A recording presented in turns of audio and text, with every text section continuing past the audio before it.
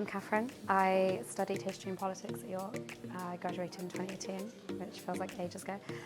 I now work for Lucasfilm. I'm a physical assets supervisor.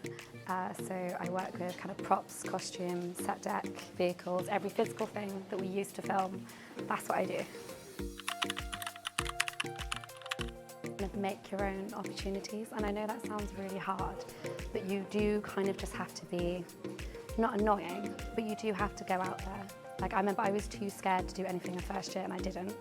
And then in second year I was like, okay, let's actually go, and I dragged myself to a careers event, and then I met someone who worked in TV, and only then did I think, oh, maybe this is something that I could actually do. But you do have to, especially in my industry, you do have to go out there and go to networking events and make your own connections and opportunities. So just be proactive, really. Facebook.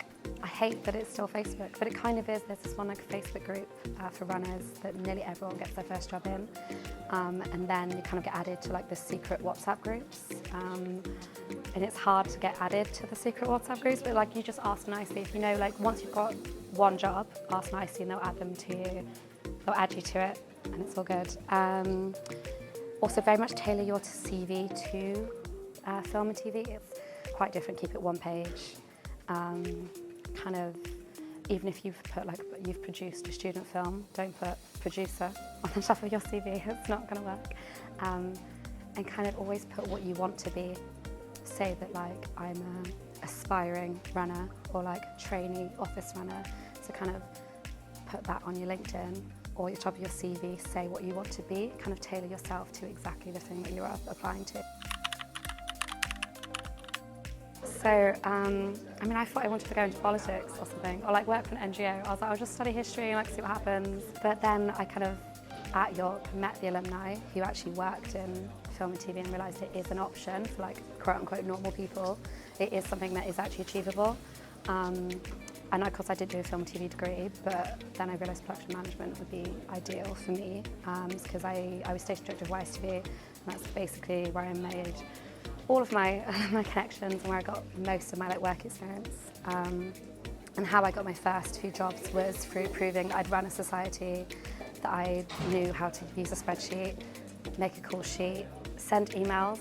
It's a weird one, but even showing that you've run a student society and have dealt with people's data and sent a few emails. Sending a newsletter is a weirdly marketable skill. So that kind of stuff definitely directly helped. So yeah, York alumni connections were invaluable. It's still amazing how many people I've met, even at Pinewood, at the BBC. You'll just be walking around and you'll be like, hey, York. People wear their YSTV merch around. It's wild how many people get in. So definitely take advantage of that if you can. I think it's probably one of the best universities for getting into film and TV that isn't necessarily a film school, if you know what I mean. It's surprising how many people have got into journalism or media in some way.